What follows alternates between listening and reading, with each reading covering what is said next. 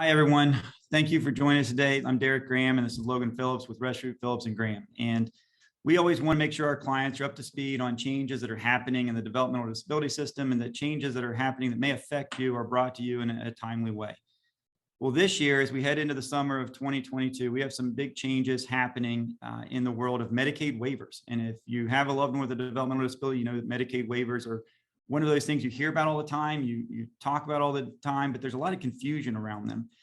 And as you hopefully know, within the developmental disability system, there are three waivers: the IO waiver, the self waiver, and the level 1 waiver.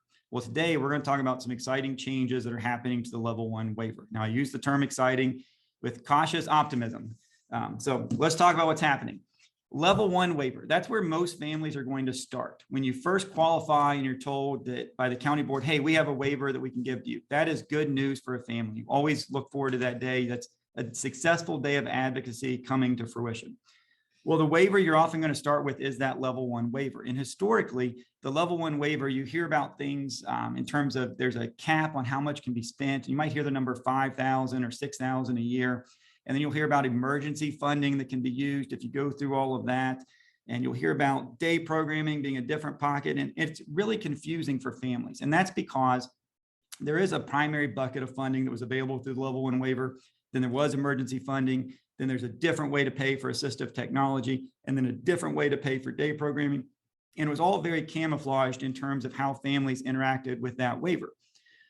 Well, the good news is they've made some changes, and the changes, in my opinion, make it a lot easier to understand how that waiver is going to operate. And it starts with, instead of having 4 different buckets of funding, they've condensed everything into one bucket. Yeah, and so the one bucket has 2 different levels.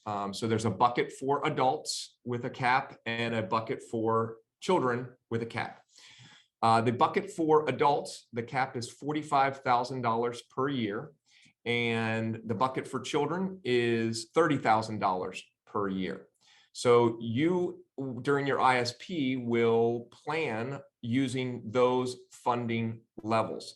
Derek, you were going to mention something about day programming.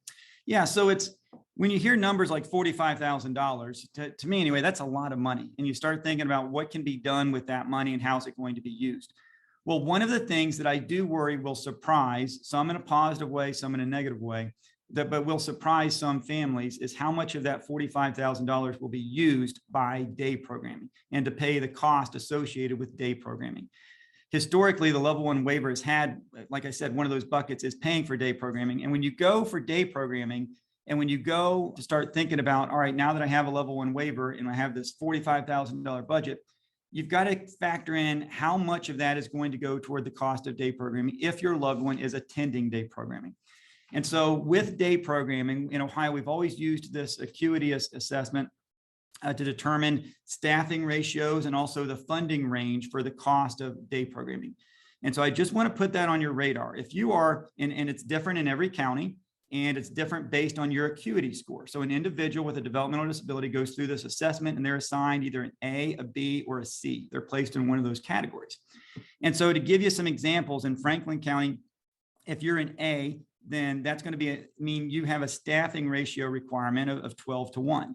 And if you're going to day programming 5 days a week, pretty much all year, you can roughly bank on the fact that of that $45,000, you're going to spend about $20,000 of those funds on the cost of day programming. Now, not everyone goes that much, and certainly it'll change based on how much you go. Compare that to a B acuity, which is a 6 to 1 staffing ratio. You might spend $28,000 a year of that $45,000 towards day programming. And if you are a C acuity score, then that's a 3 to 1 staffing ratio, and you're going to spend possibly as much as $40,000 a year towards the cost of day programming. Now, when I say cost of day programming, that includes day programming and the transportation to and from. So transportation is built into those numbers. But it's important to keep those in mind when planning, that just because you have a much larger number, if you're a family that has used and plans to use day programming on a regular basis, you have to factor that in to how you're going to be impacted by that increased funding. So another exciting part, we think, is the fact that there are going to be new services available under the level 1 waiver. And there's 4 different kind of groups of those. There's self-directed transportation, a functional behavioral assessment, a clinical therapeutic intervention, and then a participant family stability assistance. So the exciting part about the self-directed transportation is that that's going to be available 24/7. That's a really big change. And it's self-directed. So the person receiving the waiver or their authorized decision maker is going to make decisions about that self-directed transportation. The functional behavioral assessment is just what it sounds like. It is an assessment that's provided so that a person can decide, hey, are there behaviors that are keeping me from being able to access resources in the community? And then what happens is after that assessment, then we get into the clinical therapeutic intervention. So if that assessment determines that there is a need for a behavioral change, then the therapeutic clinical intervention is meant to meet those needs or to try to work on changing that behavior so that the individual can access more things in the community. And then the participant family stability assistance sounds just like that. It's an effort to make sure that everyone's life is as good as it possibly can be, and to work with family members and the participant to see if changes can be made and supports can be offered to provide for more family stability for the participant. Now, one other change we want to make sure you're aware of is with this $45,000 budget for an adult with a level 1 waiver, that can open a lot of doors of possibility in terms of provider coverage. You know, a lot of families with a level 1 waiver, you might meet or interact with families that have an IO waiver, and you hear about programs like shared living and that kind of stuff where family is playing that role of paid provider. Well, you can have a family member, as long as they've gone through the training and they've been licensed and all those things through the Department of Developmental Disabilities, you can have a family member who is a paid HPC provider, homemaker personal care. And with that $45,000 budget, if you're not using all those funds for day programming, it certainly opens the possibility of having a lot more hours of coverage available to use on family members. Now, again, it's not something you want to take advantage of unless it's absolutely necessary, but you want to certainly make sure that the staffing you need is available to you. And this waiver does give you more options in terms of having more hours of coverage available than how it was broken up before in the 4 different buckets.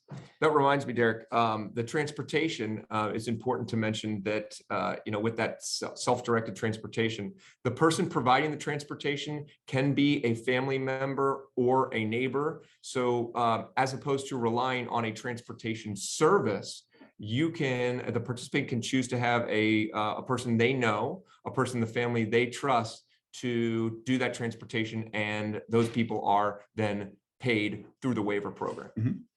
Good point. Now, when do all these changes take place? They go into effect on July 1st of 2022. They will come up to you on your next waiver redetermination date. So after July 1st, when you have your next Medicaid redetermination date, that will be the start for you. So you do have to look at where you are on that calendar, but next time you have your Medicaid redetermination, that's when they will become available to you. There's some takeaways for this. We are always encouraging clients to be an advocate. When you have a loved one with a developmental disability, you have to have a sense of advocacy about you. That's very important, because the Department of Developmental Disabilities has done a great job of developing a resource page that walks you through these changes.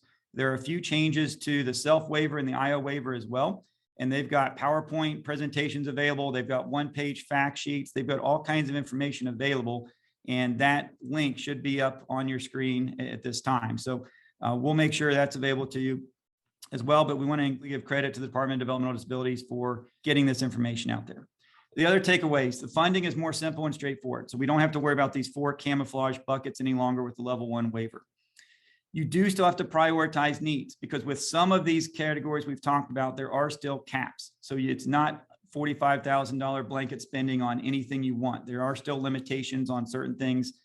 So you got to be aware of those. Make sure that you are exploring these new services, the behavioral assessment, the therapeutic, the transportation. But as you do, be patient with your SSA and your staff. Everybody's learning this for the first time. And as you know, as everybody knows, when you're learning something new, it does take a while. We're just learning about this, and we're presenting to you what we know. So as these come up, we'll learn more, so will everybody else. And we just encourage you to be patient with folks and be understanding as they learn what is and what is not covered through this new funding system.